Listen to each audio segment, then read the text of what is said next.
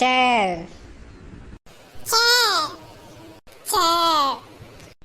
சேர்னா என்ன அர்த்தம்னா, இப்போ நம்ம உட்காந்துருக்கணும், அதுதான் நாக்காளின்னு சொல்லுவாங்க. அதுதான் வந்து சேர்ன்னு நம்ம சொல்லுவோம். மிஸ், நம்ம நம்ம நாக்கால் உட்காந்தா சேர்னு சொல்கிறீங்க, அது நம்ம கீழே உட்காந்தா அது சேர் இல்லையா? மிஸ் எங்கள் அம்மா சொல்லியிருக்காங்க நாக்காலெலாம் உட்கக்கூடாது, கீழே உட்காந்தா நல்லது, கீழே உட்காந்தா உடம்புல எக்ஸசைஸ்னு சொல்லியிருக்காங்க டீச்சர். நீங்கள் என்ன சேர் நாக்கால தான் உட்காந்துன்னு சொல்கிறீங்க? அதில் பந்து சேர்னா அது நாக்காளி. நாக்காளில் நம்ம உட்காந்து சாந்தி உட்காருவோம், அதுதான் நாக்காளின்னு சொல்லுவாங்க. ஆனால் முன்னோரில் பாட்டி தாத்தா முன்னோர்களும் இருக்காங்க, அவங்களும் வந்து கீழே தான் உட்காருவாங்க. ஆனால் இப்பொழுங்களாம் வந்து எல்லாம் நாக்காளி தான். இப்போ நம்ம ஆஃபீஸ்க்கு போகிறோம், நம்ம இப்போ ஸ்கூல் வந்து படிக்கிறீங்க, உங்கள் வீட்டிலே பார்த்தீங்கன்னா நாக்காளி தான் இருக்கும் உட்காரத்துக்கு. இப்போ யார் எங்கே கீழே உட்காடுறாங்க, அதான் பேர் சேர்னு சொல்லுவாங்க. சொல்லுங்க. அனிமல்ஸ். அனிமல்ஸ் அனிமல்ஸ் அனிமல்ஸ்னால் என்ன அர்த்தம்னா, அது ஒரு விதமான மிருகங்கள். நிறைய மிருகங்கள்லாம் இருக்குல்ல, இப்போ பூனை, நாய், மீன், யானைலாம் சொல்கிறோம்ல, அதுதான் வந்து அனிமல்ஸ் சொல்லுவாங்க. அப்போ மனுஷங்கள்லாம் வந்து அனிமல்ஸ்ன்னு வராதா?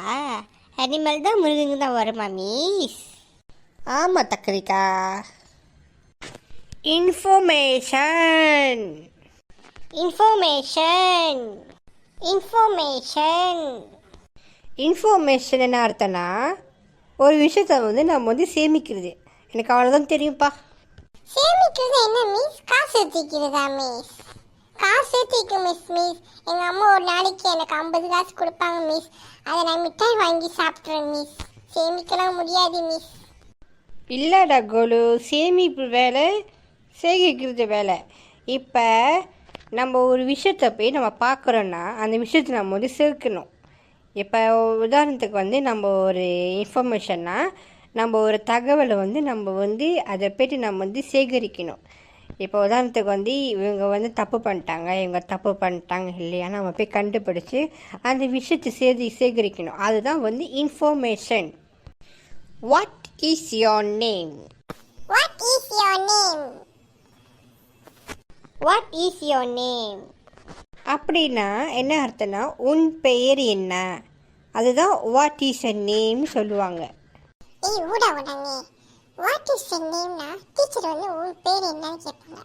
ஆனால் எங்கள் அம்மா சொல்லி கொடுத்துருக்காங்க வாட் நேம் வாட் நேம். அப்போ டீச்சர் என்ன போய் சொல்கிறாங்க? டீச்சர் என்ன பிள்ளையா படிச்சு விட்றாங்கடா. ஆமாம் பின்னி, இவங்க போய் சொல்கிறாங்க பின்னி. நீ நம்மளே நேராக கேட்போம் மிஸ்ஸுக்கிட்ட. அங்கே என்ன குசு குசுன்னு பேச்சு, இங்கே பாடத்தை கவனிக்கிறீங்களா? மிஸ் ஊடாங்க கேட்க சொன்னா miss. What is your name வந்து அது வந்து தவறான வார்த்தையா? ஏன்னா அவங்க அம்மா வந்து வாட் நேம் தான் சொல்லி கொடுத்துருக்காங்களா. அப்போ நீங்கள் என்ன போய் சொல்கிறாங்க டீச்சர்? உண்மையான டீச்சரா நீங்கள்? ஊடாங்க, உங்கள் அம்மா பேர் கரெக்டாக வச்சுருக்காங்க, ஊடாங்கன்னு. வாட் நேம்னா அது வந்து ஷார்ட்டாக சொல்கிறாங்க என்ன பேருன்னு. வாட் யூஸ் எ நேம் தான் வந்து சரியான வார்த்தை, கரெக்டான சென்டென்ஸ் அந்த வார்த்தை. ஏன் சிரிக்காத மிஸ், கடுப்பாக இருக்காங்க, கோவமாக இருக்காங்க, வெறுத்து விட்டுருவாங்க.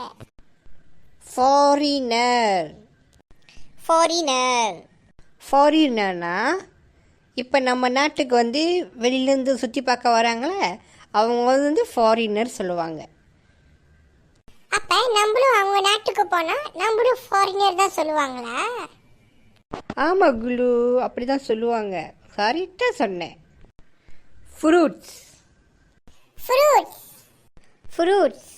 ஃப்ரூட்ஸ்னால் என்ன அர்த்தம்னா, நம்ம சாப்பிட்ற பழங்கள். இப்போ நம்ம சாப்பிட்ற பழம் வந்து வாழைப்பழம், ஆரஞ்சு, ஆப்பிளு, டொரியானி, இதெல்லாம் சொல்கிறோம்ல, இது பேரெலாம் வந்து ஃப்ரூட்னு சொல்லுவாங்க. ஓகே ஸ்டூடெண்ட்ஸ்லாம், இன்னோட கிளாஸ் முடிஞ்சிச்சு. இதோட அடுத்த வாரம் கிளாஸு. அடுத்த வாரம் எல்லாம் கரெக்டாக வந்துடுங்க. இன்றைக்கி படித்ததெல்லாம் நோட்டில் எழுதிக்கிங்க. நாளைக்கு அடுத்த வாரம் நான் உங்கள்கிட்ட மறுபடியும் இதெல்லாம் கேட்பேன். சரிங்களா? Okay bye.